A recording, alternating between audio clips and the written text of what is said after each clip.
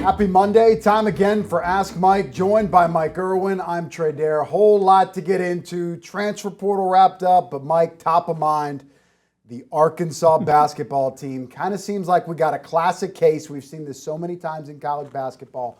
Really good at home, really struggles on the road. We often forget that they're kids, and quite frankly, we've kind of seen this movie before with Arkansas teams. We have. The only thing that kind of makes me not worry too much about this is they did have the one road win against Ole Miss and played okay in that game. I think there were some things, and we'll talk about it here in a minute, that were different about these two losses, the one to Auburn and the one to Georgia. And the Auburn game may be a little bit more concerning because, they never had a chance. Georgia liked that they pushed back, made a run at it. And Georgia, quite frankly, one of the best teams in the conference, where Auburn may be going to be a team that struggles to make the NCAA tournament. Diving into our questions now. Number one, coming from Just Win, who asked, why can't Calipari's teams play basketball on the road? It's the same story every game. Turnovers, lazy defense, lazy passes, no assist, and nobody can hit a shot. Not even layups. Man, that's some high-grade hating right there. Well, there was some of that going on in both games. But look, let's start with the thing that was similar between those two games. In both of them, you had a team that was playing its second straight home game, right? And they had lost the first home game. So now their coaches are saying, whoa, wait a minute here. We just got through losing a home game. We can't lose two in a row. Do I have your attention now? And we're going to be dead. And so they're fired up. They haven't had to travel. They've just been sitting there thinking and working, and Arkansas's got to travel. And they come in there and they're just meeting a team that's just totally fired up. Now, it's their fault for not understanding that, but that still happens. And as you mentioned, there was a difference between those two games. And they weren't really the same. The Auburn loss wasn't bad at the beginning. It started happening in the second half. And they got down at one point, 29 points with 2 minutes to go. I mean, that's embarrassing. And then they did get it back to 22, but they were honestly, in the second half, they were never in that game. Yeah, late in the first half, it got away. They just never made a run. Yeah. In Georgia, they had that horrible start and then kind of came back a little bit, but really started coming back in the second half. The problem in that game to me was that you got that score down from 19 down to tied two different times. With 5 minutes with 5 minutes to go. And it looked like to me they ran out of gas at that point. You're playing 7 guys. Mike White is playing 11. So they're not, and they're at home. They're not as winded. And I just think Arkansas kind of went, But again, there are some things that are going on there. We'll get into them, but I mean, you're relying too much on one guy. You've got inconsistencies with some of the other guys. But to me, you've lost 2 road games. That's not unusual. Let's see what it's at the end of this. I don't think you're going to have that situation again where you're playing a team at home and they've already lost a game, and now they're playing another game, and they're just desperate not to lose 2 in a row at home. Yeah, we talked a little about this on Sunday, our Pig Trail show. Check it out every single Sunday night. This week coming out of Sunday Night Football, but typically now with the NFL over, it's going to be on back at its normal time on KARK, KNWA. We talked about the lack of secondary scoring. We thought that DJ Wagner, Carter Knox, Trevin Brazile as well, who's definitely had some flashes, but more so the former 2 guys there. How concerning is that outside of Darius Acuff, Malik Thomas, they're not really able to score the basketball consistently? Yeah, I mean, it's really some wild swings by some of those guys. That's the issue. Actually, Carter Knox has been he's not scoring a lot, but he's right around that 9 or 10 point mark, except for the one time when he was hurt. Billy Richmond is a guy, we'll talk about him here in a minute. I mean, he has some games where he just comes out of nowhere and you're going, this guy needs to play more. Yeah. And then he doesn't. He scores 12 points and he scores 2. But I think some of that is playing time. And you'd have to talk to Cal about that. I don't think he's been asked why he doesn't play him more, but to me, he needs to play more. Yeah, Billy Richmond's such a high-energy guy, and you mentioned that comeback. He was a big part of making a run against Georgia. And as you mentioned, you're down 19. You got to play perfect. You got to get after people defensively. You got to make shots. You're exhausted. A team a little bit deeper like Georgia just kind of ran out of gas for Arkansas in the final 5 minutes. Next question coming from Hog Aria, who says, Cal doesn't seem to put an emphasis on hardcore scouting the next team up. I love Cal now, but that is one area of coaching that I wish he was more Muss-like. Just an observation, and no, I do not wish Muss was still our coach. Well, Muss did that. He had that reputation of we're going to totally know everything about the opponent. And he would go and talk to other coaches that had played them. They had an extremely detailed scouting report about the opponent. To me, Cal coaches more, and honestly, to know exactly what's going on there, you'd have to be in those practices. And we're not there. We don't know that he said nothing about, Georgia. We don't know that he just glossed over, Auburn. We don't know that he did that. You'd have to be there. We've seen some practices, but not before a game. So I'm not prepared to say that anyway, that he does that. But it sounds like that Cal is more like Nolan. And I know what Nolan did because all of his practices were open. And he made no bones about the fact that we're not going to worry about the other team. We're going to make them worry about us. Because if we play our game, it's not about us adjusting to them. They're going to have to adjust to us because we're so different. So I think maybe that's sort of the Cal approach. If we play like we're supposed to play, we don't have to worry too much about what the other team does because we got all these weapons. We've got all these ways to score. And that's part of the issue here is people talk about, oh man, when they win, it's like, whoa, look at all those scoring options. And then when they lose, it's like, where were those scoring options? It's just part of it. All right, we talk about some of the secondary scoring, and it's not really, just that.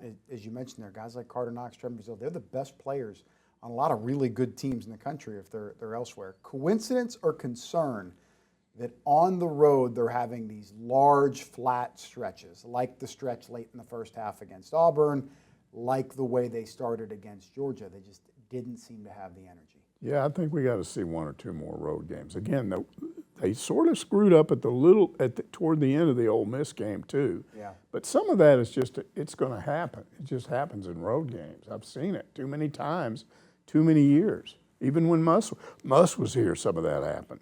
Next question coming from Clark Carroll wants to know, did not see this coming. No, did you not? Excuse me, did you not see this coming? Yeah. I did. Everything went right against South Carolina. There's almost always a big letdown after a game like that, and it doesn't just happen to Arkansas. Yeah, I sort of agree with that because I see it happen all the time. How many times have I gone to a Razorback baseball game and they get like 18 hits and score 14 runs, and I'm going, no, back off a little bit, because what happens the next game is they get 6 hits and score 2 runs. You're burning up all your gas. When you are almost perfect, it's hard to do perfect again. And let's look at some of the turnaround here between that South Carolina game and the Georgia game. Okay, 59% shooting against South Carolina, 46% against Georgia. 27 assists go down to 13. 4 turnovers against 4 turnovers in that South Carolina game, 18 turnovers against Georgia. 27 assists go down to 13. 4 turnovers, 18, 47 bench points to 29 against Georgia. Wow. So you got all these high-end numbers, and you just can't duplicate that 2 games in a row. So again, when they were just tearing South Carolina a new one, I was going, I don't know about this. Maybe you ought to screw up a little bit just so it won't be perfect. Because I've seen that happen, and not just in basketball. I like the analogy to baseball there. The region, was it 22 whenever they played NC State? Yeah. Was it 21-2? Yeah. They're I thought they were rolling, and they had a mound, great year. They've been number 1 almost all year long, and they just tore this team all apart. And then all of a sudden it's like, what? What are you doing here? What? It just, now of course none of us know. And I will say this, North Carolina State should have won the national championship. It was COVID that did them in. And it was so stupid and unnecessary because they later determined that COVID does not spread outdoors. They just didn't know enough about it at the time. So they go, we can't have these guys spreading COVID all over the field. Well, you don't get COVID outside like that. And so it cost, boy, you talk. I'd like to talk to some of those people at North Carolina State and ask them, how does that feel to know you had the best team in the country that year? They were on a roll. And then, oops, I'm sorry, you can't play. Who was it from SEC that got to play instead? Was it maybe Mississippi State? Or was it Mississippi State or Ole Miss? One of those two. They got to just walk in there and win it. And they would have never won that without that. And I talked to a college baseball person. This was years ago, before some of the more recent teams even that we've seen. Even before that Paul Skeens team and Dylan Cruz team that was at LSU, and they said that Arkansas team was the most talented team he had ever seen in college baseball. Now again, maybe the one with Skeens and Cruz, where I think they went 1-2 in the draft, that would have changed. But at that time, yeah, even to the point where Dave Van Horn had said for years that when he was having a good year, he didn't care about the SEC tournament, because what does that do for you? Yeah. If once you know you're a top seed, you don't care what you do there. You'd rather lose and get back and let your pitchers rest their arms. They just plowed through that thing. And Tennessee was good that year, and they beat them.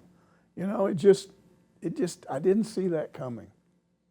Funny sport, just the nature of the way it goes. You run into a pitching staff, gets a little hot, one guy with a hot bat in his hand, and everything can change. Next question coming from Pig's Feet, who says, Dr. Jekyll, Mr. Hyde. I'm sensing a theme here, Mike.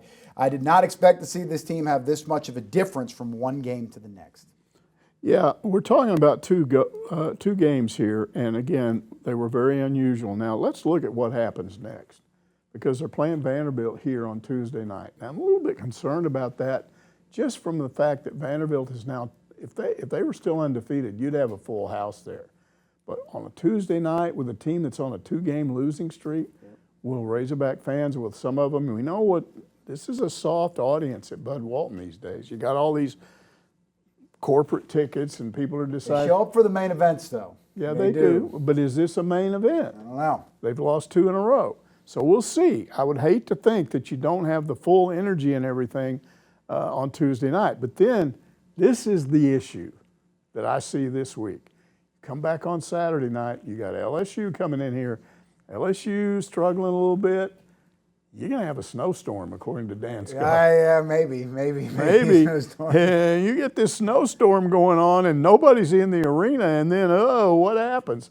And then you get to go to Oklahoma. Now, let's say they win both of those games.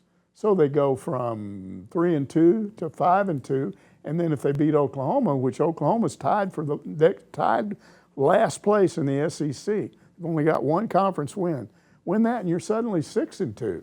Now that would be good, wouldn't it, to end up being 6-2 as opposed to 3-2 where you are right now? So we'll see if this happens. I haven't looked that far ahead, but it's hard for me to imagine the two things that we just went through are going to happen again. In other words, you're going to play a team on the road that's playing its second straight game on the road, and it loses the first one. You know, that was the real problem. Well, even just this Saturday, you go into that game. I don't know if it was 4. There was no undefeated teams in SEC play already entering Saturday. Arkansas was one of 4 or 5 teams that only had one loss. So you felt like, okay, hey, ranked team on the road, they can really establish themselves maybe as the team to beat in the conference. That was a good opportunity to do that. Unfortunately, it just didn't shake out that way. All right, a lot more to get to here on Ask Mike, and we're going to do it right after a quick timeout. Back here on Ask Mike, getting right into more of your questions. A lot of disappointment around the Arkansas basketball team. Going to be back at it on Tuesday night up against Vanderbilt, one of the better teams in the Southeastern Conference. Next question coming from Hog and Gator Country, who says, the Nick Pringle we saw against South Carolina can make a huge difference for this team. Very disappointing that he was back to his old self against Georgia.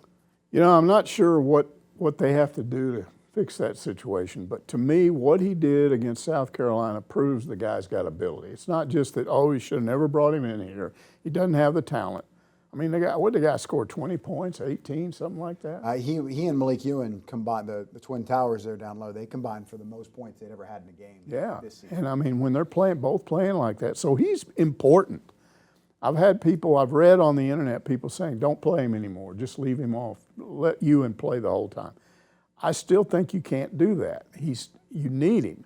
And you got to figure out a way to get him to come around at least by NCAA tournament time.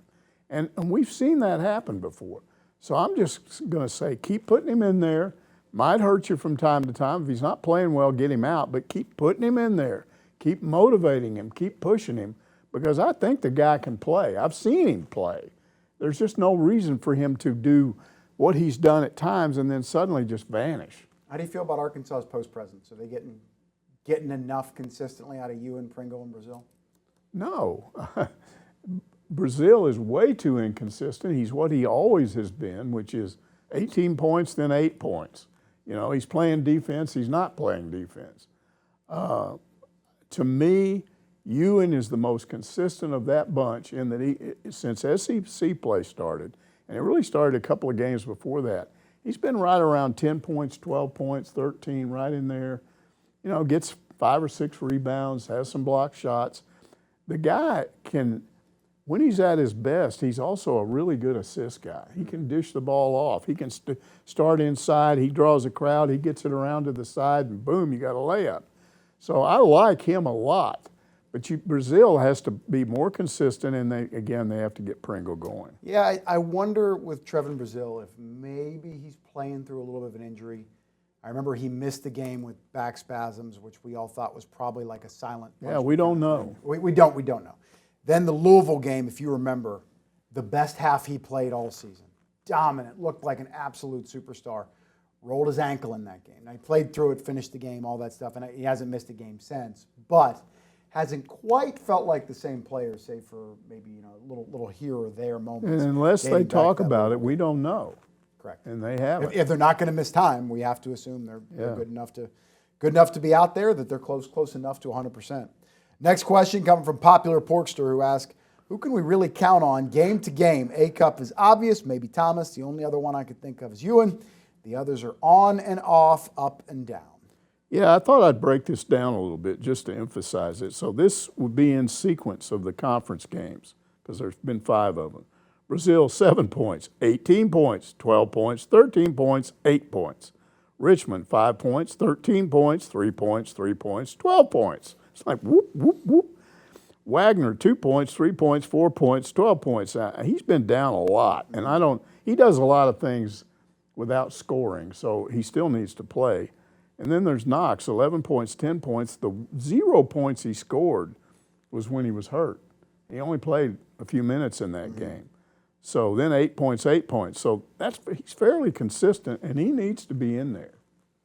But it goes up and down. And when you look at who needs to be more consistent, Brazil just stands out at me. He just has to. Yeah, really, it's very obvious whenever you point out some of these numbers, right? You get to put some data to the name. So looking at DJ Wagner there, those are some low numbers, and that's not what we expected. Scoring numbers, yeah. However, I do want to give the gentleman credit here because anytime he speaks, he's saying the right things, seems to be doing the right things. Yeah, he doesn't. So it seems like maybe he's leading by example. Well, you got to put yourself in his position. How would you like to be the kind of point guard, and then all of a sudden a freshman comes in and you're not that guy? To some extent, 2 of them. Yeah, and you're not that guy anymore. You're kind of like, whoop. Well, I mean, Boogie Flan kind of pushed him back, and then when Flan got hurt, he moved back up in there again. But now it's like, I'm the guy, now I'm not the guy. And you'd think he might have an attitude, but he doesn't. When he's talked about this, and you see him, he's smiling in games. He probably smiles more than anybody on that team. And I've seen a lot of photos taken while the game's going on at different points, stoppage of play, somebody's just done something good. I mean, he is a big Acuff supporter. He talks about him all the time. So, and as we all should be, because it seems like as of right now, as Darius Acuff goes, this team goes. Yeah, whenever he's on his game and they don't have an answer for him defensively, Arkansas really starts to roll. Next question here coming from Kentucky Hog, who says, am I wrong, or is Christmas in December? Santa Claus must have got lost on his way home because he was waiting for Pope with presents in Louisiana and Tennessee. Yeah, I love this guy. He's a tortured person. I'll send him text messages and I say, you need to move to Arkansas, because he's there in Kentucky and he can't stand all those Kentucky fans that he's around. But look, I watched both of those games, and I will tell you that LSU flat gave that game away against Kentucky. They just handed it to them here. And then Tennessee, that's the one I didn't expect, because Tennessee's good and they're well coached and they've got a talented team. And I'm sitting there watching that game and I'm going, if you guys don't get on the stick, you're going to lose this game. And right down at the end, it was just like, and you're going, what in the hell is this? I just couldn't believe it. So, yeah, very strange, and I'm sure he's very upset. And so we'll have to see if this continues or not. But Mark Pope, I feel sorry for the guy sometimes, but he's been awfully lucky lately. Yeah, Kentucky's such a brand, and they got that big date coming up, January 31st, probably at least preseason-wise, the biggest game that Arkansas is going to play at home for the 25-26 season. Next question comes from Braden Newsom, who says, Kentucky fan here, Cal needs to help Pope to recruit, and Pope can help Cal on comeback wins, but in all honesty, you guys look like a dangerous team to run into. All right, I like that. We got some love for Arkansas after some of this negativity. Not all of those Kentucky fans. I mean, again, this week you're reading a lot of stuff about Cal. He's doing his typical stuff, and you don't even have to look and see who it is. You know it's a Cal fan or a Kentucky fan because of what they're saying. But they're not all like that. I would say it's probably almost half and half. So there are still a lot of Kentucky fans that give him credit, and there's the credit given here. It's just that I don't agree with his premise that they won those 2 games with his coaching. Because again, as I pointed out, he had the game given to him. Now, I will just tell you this. If Auburn and Georgia had played against Arkansas the way LSU and Tennessee played against Kentucky, Arkansas would have won both of those games. They just gave it away. So come on, somebody needs to give Arkansas a game on the road. How about a thought on this? It seems like just about every single week we get a question, Cal to Mark Pope, Cal to Kentucky, whatever. There's always some kind of tie-in. Who do you think has a longer tenure at their current job? Cal's up against retirement. He's getting up there in age. Mark Pope's just up against the most demanding fan base in college basketball. So who lasts longer in their place? I think Cal will, even though because I don't know how much longer he's going to coach, but he's happier. I guarantee you, if you ask Mark Pope right now if he's happy and he's being honest to you, he's not. Because this is his team. He played there. Yep. But that's part of the issue. I've talked to so many coaches over the years that have not gone to their alma mater for a reason. The best one I can think of was Darrell Royal, and he didn't make any bones about it. He played for Oklahoma, but when he got a chance to go to Texas, and look, he started winning, they wanted him to come back to Oklahoma, and he went, no, I'm not coming back there. This is a better situation for me because with this, it's business. It's not personal. It's business. I just, Bear Bryant, he was from Arkansas, but he went to Kentucky and A&M. Kentucky and A&M, but then he went on to Alabama, and it was about business. It was a business decision. This is the best place for me. I'm not saying that you can't do that, but ask Ken Hatfield about it. He came back here, and he didn't like it. It wasn't the same. Now he came back here to live. So living here is a totally different thing after you get out of coaching than it is trying to be the head coach of the team in the state with everybody putting pressure on you. And that's what the situation that Mark Pope is in. You feel like Mike Anderson felt a little bit of that? Absolutely. I know he's not from here, but He didn't play here, but he loved it here. And when you thought of Mike Anderson, you thought Arkansas. And he wanted this job so bad he couldn't see straight. He would have been better off staying at Missouri, I'm telling you. He would have been better off there than coming here. Yeah, he had Missouri right on the edge of the Final Four there. They were doing some pretty good things. Came here, really did clean up the program. He did. I think it was just too much personal for him. He couldn't get past certain things. If you're at Missouri, you had no previous ties to that school. You're just there, and you're doing a job, and they appreciate it, and okay, this is work. But you come back here, and it's, I got my friends, and it's home, and all. And then you lose, and you worry about your friends being, mad at you, or these people treating you differently and everything. It's just not, most of the time, it's not a good idea to coach where you played. That's a pretty good point. It does seem like a lot, Scott Frost, the football comparison going home to Nebraska. Everybody thought it would work. Gus Malzahn never came back here, but a lot of people close to him said he doesn't really want to deal with that aspect of coaching. Yeah, absolutely. So I just think Mark Pope's, I don't think he's going to be here. I think he's an okay coach, not a great coach, and in order to keep your job at Kentucky, you got to be outstanding. Yeah, they fire coaches for not making the Final Four. Yeah, absolutely. They only hang Final Four and championship banners at Kentucky as well. All right, time for a timeout here on Ask Mike. A lot more to get to right after a break.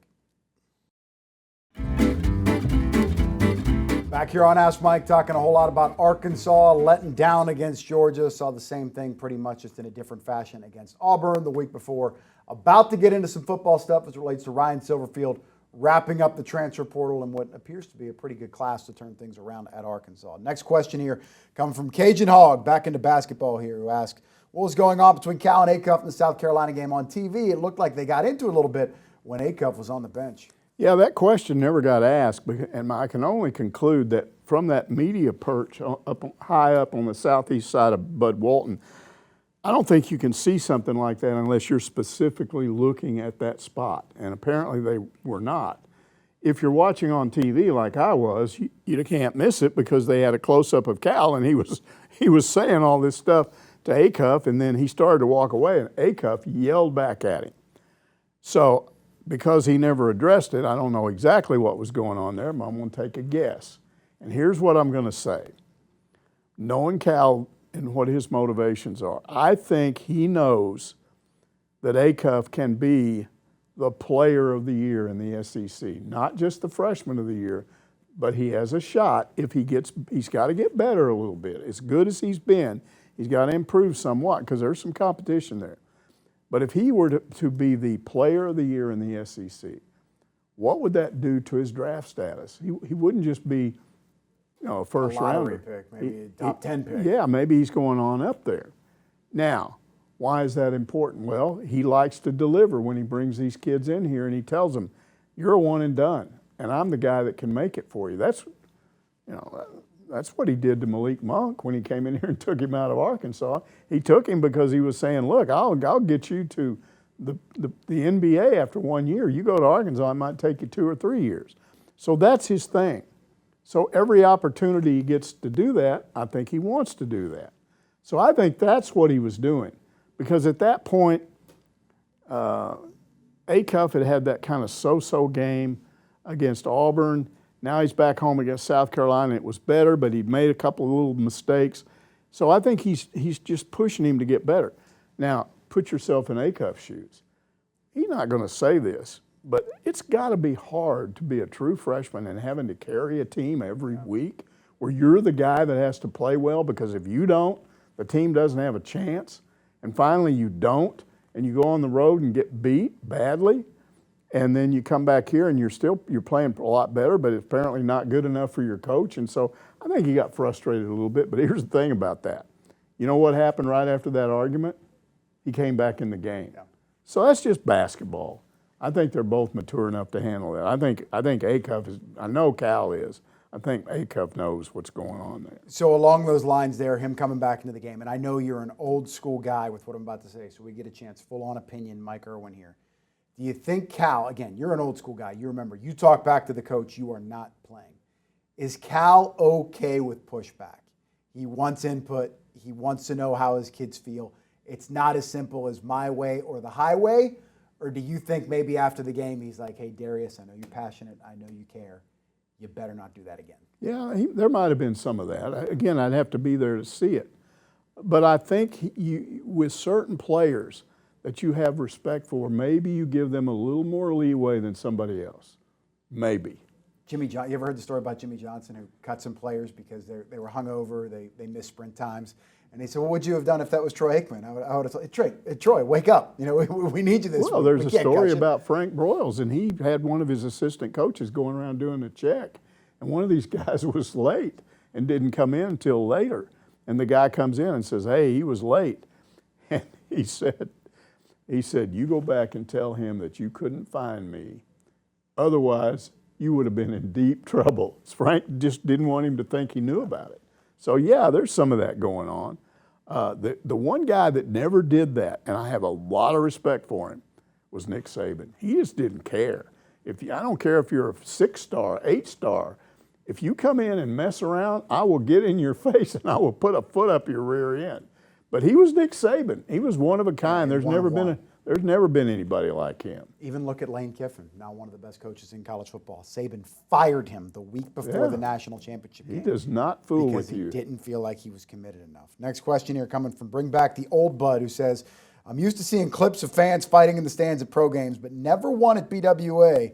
The one this week from the South Carolina game that's all over the internet is embarrassing. Allow alcohol in the stands, and this is what you get. I don't know if alcohol is involved, but typically when alcohol is involved, people do stupid things. Well, I sent a question about this over to the athletic department, and Kyle Parkinson's the main SID, sent me back a nice message, and he said, look, this is being investigated by the U of A police. Hate crime, yeah. And he said they haven't said what's going on there yet. So until they say something, we can't say anything. And because they can't, I'm not going to. I know what the video looked like, but there were all, here's what the questions were that I got. Was the fight as a result of guys being drunk? Which would indicate, hey, don't let these people drink in the stands. This is what happens. They do that at pro games. We don't want that in our games. Another question, was that an Arkansas fan and a South Carolina fan? Was it that? Was it two guys opposing schools mad at each other, mouthing off? Or was it two season ticket holders, and are they going to be removed as season ticket holders? So all these cool questions, and I can't give you an answer. Again, because I don't know really what happened. It will be investigated. There's been a lot of speculation, and I'm not going to do it because I've read some of this stuff, and you can look at some things on the video and you sort of know what happened, but I just don't want to say at this point because you're talking about two people, and they're very clearly visible in there, and I'm not going to say he did that and he did that because I wasn't there and I don't know for sure. Yeah, you typically need like a magnifying glass to see that kind of thing, but when you look at the back of a ticket or now the app, whatever, when you purchase it, there's all the fine print there, and it tells you typically says physical violence in any form. I don't even will know. Not be I don't even know if anybody was arrested. It looked like they kicked one guy out. I didn't know if the other guy got kicked out or not. The only other thing I will say about that situation, which was impressive to me, the fans around them stepped in immediately. That fight lasted about 3 seconds, and they grabbed both of those guys, especially one of them was really angry. And he was grabbed and he was held and he couldn't do anything. And they were restraining him. It took about 25, 30 seconds for security to arrive, but they stopped, the fans around them stopped that just like that. And I've seen pro games where they're just standing back going, hey, I want to video this. This is fun, you know. So they certainly resisted that. Yeah, and that's, not necessarily a fun question. My message to fans, just be better. Right. Wrong, right, but it sure looks like what we saw. That was just an act that we can't support. So, time for a fun question here. Bring back the old Bud. What do you think he means by that? Does that mean the whole reseating thing? Yeah. Or does he just mean the atmosphere inside Bud Walton Arena? What does bring back the old Bud? Yeah, I don't know this guy, but I think he made up that name. And I don't think that's probably what he usually goes by. I think he's basically saying, this kind of thing didn't happen in the old days under Bud Walton. In other words, probably saying if they didn't used to sell alcohol in the stands, you couldn't sit in there and drink a beer, whatever those, one guy was, it looked like he had a beer, I couldn't tell. But that's maybe what he's suggesting, but again, I have no idea what really happened there. Yeah, I wasn't here for the glory days, but it does unfortunately feel like it's a little bit of a different atmosphere in Bud Walton Arena nowadays. The Tennessee game, the Louisville game, certainly the Duke game from years ago, that was legendary stuff, but they got to get that more and more often. Maybe not for non-conference games, but at least for some of these big-time conference games, night in, night out. Next question, moving on to football here with the transfer portal now closed, at least as far as we know it, until that's challenged in court. Hogneck asks, what's the final verdict on Silverfield's first shot at recruiting for the Hogs? To me, looks okay, but nothing to jump through hoops about. Yeah, it depends on if you read these rating services, and I had a long talk with Otis, who does that portal stuff for us. Man, Otis lives it, man. And nobody's more passionate about his beat than Otis. He's been working his tail off for 2 solid weeks. But Otis told me, look, he said, these rating services, he said, let me tell you how they work. Do you know how many times those people have called me and asked me about a player? They don't even know. So I could tell them anything, and they would go by it. And he says, so I don't know where they're getting all their information from this. Some of it may be good, some of it's not. I know it's at one point, On 3 had Arkansas in the top 10. And apparently, the last time I checked, they had them all the way down at 12th in the SEC. 24/7 had Arkansas 13th in the SEC.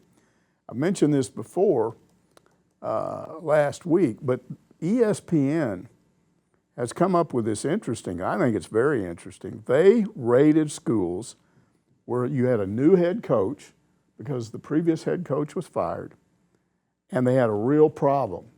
And they rated these coaches on their ability. The new coach comes in, recognizes the problem, brings in the kind of players that can fix the problem. And they had Arkansas rated number 2 in the country. So, and I like that because this isn't about, and I talked to Otis about this too, and he said this is not about whether Arkansas can win 8 games next year or 7 or whatever. It's about you got to fix some problems. And where were the problems? They were on the defensive side. And so where did they go? Where were their problems really on the defensive side? And they were at defensive tackle. Remember how those issues? Really couldn't stop the Okay, run, they brought in 4 4-star guys from other, mostly SEC schools, but all of them are Power 4. But all of these guys did what? They were highly recruited out of high school.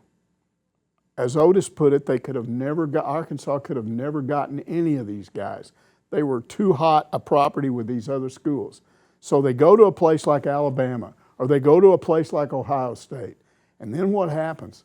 They're buried because they've got 4-star and 5-star guys ahead of them that have experience. So you're sitting there for a year and you're going, I didn't even get to play. They didn't even let me, I was willing to redshirt, but at least if you redshirt, you should get to play in 4 games. They didn't let me in at all. And so you get frustrated. And so you hit the portal. And Otis said, now, if you're smart enough to grab one of those guys, you don't say to yourself, like a lot of these fans are, well, you brought him in here and he didn't play at all last year. He didn't play at all because he was redshirted behind a bunch of really good players. But if you can bring him in, he's at least been in a major program like with Ohio State, working out with those guys every day. So he's learned some stuff. Now you bring him in here, you put him through spring ball, you put him through the summer, you put him through fall camp, and he could come in and make a real difference. And they have 4 of those guys on the D-line, 4 of them. Plus they retain a couple of guys. And then, in addition to that, they have 2 guys out of their freshman class, both from Arkansas, both were 4-stars, both are big physical guys, and both guys had all kinds of SEC teams trying to recruit them. Mm-hmm. And you got them here. Those are those 2 of those guys he flipped that were going out of state and came back. And now you've got them. One of them's like 6'5", 305. The other's like 6'5", 320, 330. I think you might get a guy like that to come in and play some in a relief, just if you're rotating your defensive tackles. So this looks like such a much better situation than a year ago when you end up with 3 guys playing 2 positions and the one guy that's playing the position gets hurt and he's out for 4 games and what are you going to do? You have to put a freshman in there? That's what they were running up against last year. So I can't promise you this is going to be better, but boy, there was a ton of activity late. They had a problem with safeties, right? So we get to Friday, which is supposedly the last day, and they had 1 true guy that they felt like was a good starting safety, and all of a sudden they get 5 of them or something in one day, and you're going, what in the heck is going on here? But again, as Otis said, they're all guys where if you've got numbers, you're looking at 4 or 5 of these guys, well, all you need is 2 of them to be able to come in and play. So they did that at a lot of different positions.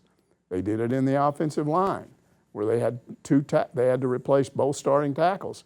Ended up with 4 guys, got some guys with talent, brought some guys in. The issue is, though, and this needs to be cleared up, there's a defensive tackle they brought in last minute from Ohio State. Yeah, I saw that. And he came in on Sunday. That was announced Sunday. And all these fans are saying, well, it's too late. Well, perhaps the paperwork was filed on Friday. Maybe. They were saying, it's too late. If it wasn't done by Friday, he can't do this. Talked to Otis about this. He said, the issue is whether or not you can enroll. And he said, he can enroll by Tuesday and still be fine with the school, which he's going to do. And he said, no, he will be here for spring football because you do want him there. Because, again, he's a guy that completely redshirted. So the only issue you have with him is not talent. He's got to get in there and mix it up and be put into a position where he's out there with the first unit and see how you do in the spring and stuff like that. But I think he'll be there. So all of that looks pretty good to me. And I believe the prep players there, you're talking about in-state guys that flipped. Danny Beal, #1 player in the state. Cortez Kennedy, another one. A lot of size. Yeah. Maybe you have to see if some of these freshmen can contribute right away. Not done yet on Ask Mike. Final timeout, and then we're back. Back here on Ask Mike, back with a quick correction. I said Cortez Kennedy, misspoke. Anthony Kennedy is the name that I was thinking about, so I apologize. Next question comes from Eddie Lynn, who says, because of the portal, high school recruiting these days is mostly about who can come in and play early.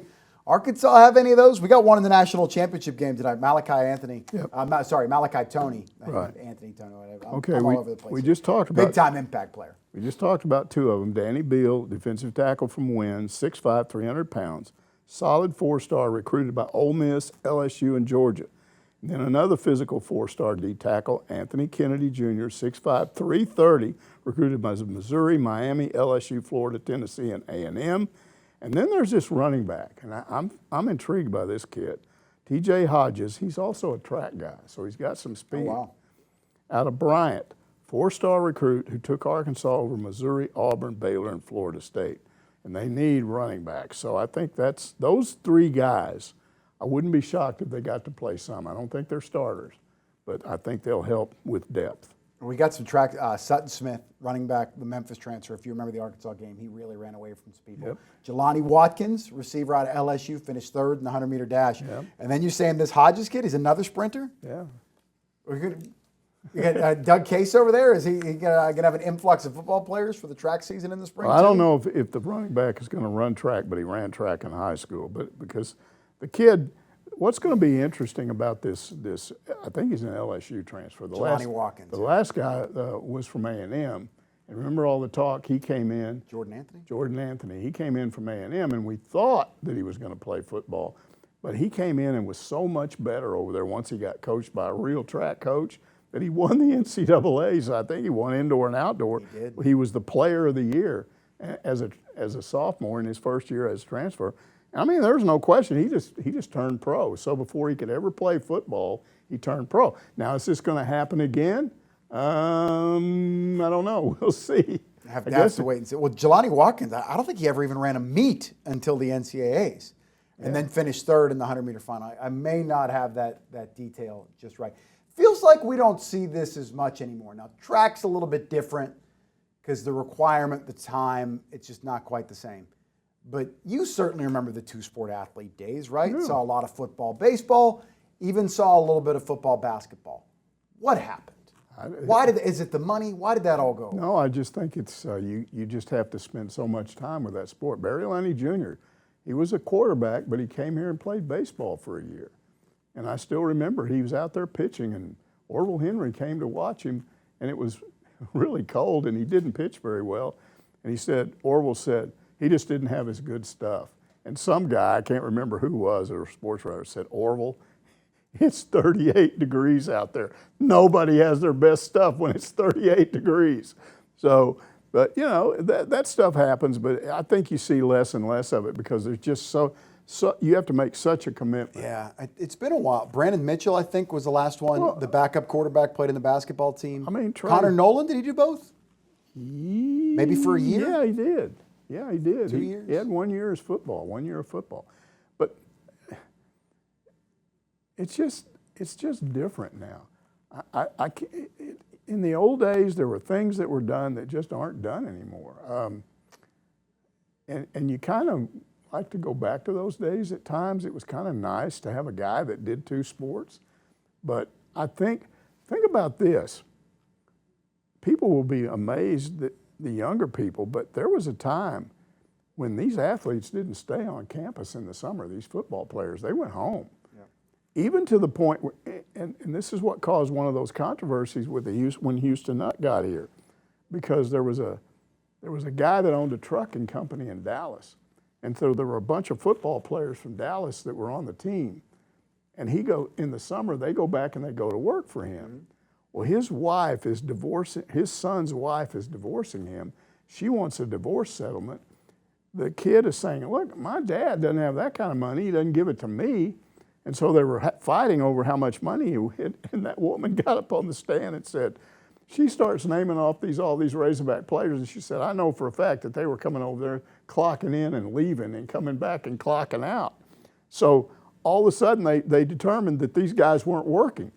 So what they had to do is they had to sit down and figure out how much money they made, the collective four of them, they made that summer by not working. And then that was what the violation was. And they went around and around on that for 2 or 3 years, and it drove Houston nut crazy because the NCAA wouldn't decide. So it would get to close to signing day in February every year, and Arkansas would be trying to bring in 4 or 5 players, and these opposing coaches would go, hey, if you go to Arkansas, they're going to get hit by probation right after this, and you'll be on a team that can't even go to a bowl game. And it would just hurt his recruiting. It took about 4 years for that to get resolved. And they finally just had like 3 or 4, lost 3 or 4 scholarships. We need to bring even like Russell Wilson, spent a summer playing minor league baseball. Yeah. John Elway did the same thing, then came back, played college football. Deion Sanders played a summer, came back for Gary Bashears, which is one of the biggest quarterback recruits from Clarksville, Arkansas, comes out early, right? Comes out, goes through the spring and all that. But then the summer, he just went off and did his own thing and apparently didn't work out much and didn't do the things he was supposed to do. He comes back and fails the preseason conditioning test because that's what they had in those days. Yeah. Coaches just didn't assume that you did all the work in the summer. They told you what you should do, but they actually ran you through a series of tests, see if you were out of shape. And if you were, they ran your butt off before they let you start practicing. And so he failed that test. And I remember Joe Ferguson comes up to Otis and I, and we're standing there, and he's shaking his head. And I go, what's wrong? And he said, quarterback cannot fail the preseason conditioning test. And I said, why not? And he says, because if he fails it, every guy on the team has a right to fail it. Quarterbacks can't do that. It's a different standard. And that would never happen today because you would be there all summer. Correct. And there's just so much more of an investment now. And that's why I think we see less of the two-sport thing. It's right from 12 years old. You're doing one thing, you're going to focus on that thing, and that's going to be your future. Next question, Hill Country Hog, who says, I saw where the Diamond Hogs got in a scrimmage game before the cold weather hit over the weekend. Any word on how it went? Yeah, Dudley Dawson was out there, and he posted a really good sort of wrap of what happened there. And Ailey was out there, too. You got some good video. Shout out Ailey Weiss on that. Yeah, she saw a lot of that stuff. So let's start with the 2 starting pitchers, and they're the ones everybody's interested in. Hunter Dietz, coming back from injury, and he's got to be good. And he went 2 innings. That's not unusual. They're not going to throw a guy 4 or 5 innings out there in the cold weather right off the bat. Gave up 2 hits, no runs. He was throwing around 94, 95 miles an hour, and he had 3 strikeouts. 2 of them came off a curveball, according to what they were writing there, the people that were watching this. And then Cole Gibbler, he went 1 2/3, gave up 2 hits with 1 earned run scored. Now look, considering how cold it was out there, there were some real deep shots. Starting with Ryder Helfrich, he's a returning catcher. I still think he may be a Golden Spikes winner. That guy's good. He had a 424-foot home run in that cold weather. Center fielder, and I don't know how to pronounce this, is it Mike Anu? Mike Anu, correct. That is the MVP from the Cape Cod League, the first player in Arkansas history to be MVP on the Cape. Okay. He was impressive. He hit a 462-foot home run in the scrimmage. You got left fielder Christian Turner, who's a true freshman out of Louisiana, 404-foot home run, and a first baseman, Tyler Holland, who's only out there because of an injury to the regular first baseman. He hit 393 feet. There's some depth on this team. When you can have some guys out and you send those guys out there and they do what they do. So it looked good. If you're really interested in what happened in that scrimmage, and they had another one on Saturday, but it was indoors. You can't have a true scrimmage indoors like that. So the first scrimmage that they had, if you're interested, there's a box score. You can go to hogville.net, go to the Extra Innings Forum or the Omaha Forum, and you can find that box score and you can read it and tell all about what happened in that game. Right, shout out Hogville, doing some great stuff with us here at the Big Trail Nation. Next question here coming from Tickets to Omaha, who asked, fingers crossed, did this team start off with a full roster this week? If not, who was hurt? Seems like there are always 1 or 2 key injuries that Dave Van Horn has to deal with. Frustrates me as a fan. Okay, apparently there were only 3 players withheld from the scrimmage, and they all had minor problems. First baseman Reese Robinette had a slight tweak of one of his hamstrings. He's expected back soon. Gabe Gackle, starting pitcher, right-hander, tweaked his foot, one of his feet, and he's supposed to be back next week. And then outfielder Kahil Aloy, I think they've moved him to outfield. He was an infielder last year. He had his wisdom teeth pulled the day of the scrimmage. So I don't know how long it takes to come back from getting your wisdom teeth pulled, but he should be back soon. So I don't think those injuries are problematic. That's some minor touch-ups. February 13th, opening day, they'll be down in Arlington, Texas, taking on Oklahoma State. So feels like it's right around the corner despite some really cold weather here. Next question, final question of the week coming from Oklahoma, who says, football team picked up a DL transfer from Oregon and another from Ohio State late in the portal. I was trying to think the last time UA had this much potential along the D-line. It had to go back to Billy Ray Smith, Richard Richardson, and Ron Farrat in the early 80s. Give us your top 2 to 3 D linemen from your time covering the Hogs. Okay, I'm going to have to go with 2 guys very early in my time here. I've been here 2 or 3 years. 77 team, which is still the best team I've ever covered here, and the 78 Razorbacks. Those 2 teams won 19 games back when you had an 11-game season. They won 19 games in 2 years. Okay, there were 2 defensive tackles both those years on the same team, Dan Hampton and Jimmy Walker, and they were both All-Americans in 78. Those have to be the best 2 I ever saw here. And then you got to go all, and by the way, Lane Kiffin's dad coached both of those. Monty Kiffin coached both of those guys. And then for a 3rd defensive tackle, I got to go back to about 88. Wayne Martin was a consensus All-American on a 10-2 Razorbacks team under Ken Hatfield, and his defensive coordinator was Fred Goldsmith. Frank didn't like Goldsmith, got him a job at Rice as the head coach to get him out of here. But he was good enough to coach Wayne Martin, who was an All-American that year. So those are my 3. There's been a bunch of others. But I was talking to Rick Schaefer, who was the longtime SID over there, and he knows about as much about this stuff as anybody. Mm-hmm. And he was going, I can't believe there are only 3 All-Americans that defensive tackle. Surely we've had more than that. And I said, I looked it up. So he's looking, and he's looking, and he's looking, and he goes, I can't believe that. And he said, no wonder we're so bad these days. Surely we could have had another All-American defensive tackle since '88. Yeah. I said, yeah, mad one. They had some good ones there, the tail end of the Petrino years, some of the Bielema years too. Jake Beckett, I think, was an all-conference pick a couple times. Trey Flowers, Dietrich Weiss, a lot of these guys. Some of those guys were defensive ends. Yeah, Weiss and Flowers had long careers in the NFL, but you're right, defensive linemen, not defensive tackles. Cam Ball, we expected, he's more, kind of in the interior line there. We expected bigger things out of this year, I should say. Probably going to play in the NFL, just maybe not as high of a pick as we once thought. And the point is, maybe one of these guys they're bringing in can become that All-America. We can only hope. Defensive line. Things can change quickly. Indiana, the losingest program in history, appears to be on the verge of winning a national title. You know what, Mike? This dawned on me. Indiana got into the college football playoff and probably going to win the national title before Arkansas ever sniffed this thing. Yep. And Indiana's not on Arkansas's level historically. And we didn't get a single question about that, which I'm glad, because that game will be over before this really airs. So it would all be dated. So as we sit here recording this, we don't know who's going to win that game. I agree with you. I think Indiana will win it. But I'm also impressed that Miami, which technically is listed as 12, but they were a 10 seed in this thing. So they're the last team in the field, yeah. They're the last team in the field. Probably a 10 seed, because you got to put those 2 group of 5 teams behind them. But here's a 10 seed that made it to the championship game. You cannot predict this. How many people thought A&M were going to be there? You know what I think one of the most impressive games I've seen all year was when Miami went to College Station and beat A&M.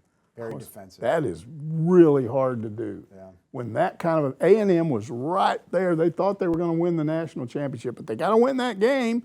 You got to get started, and boom, it's over for them.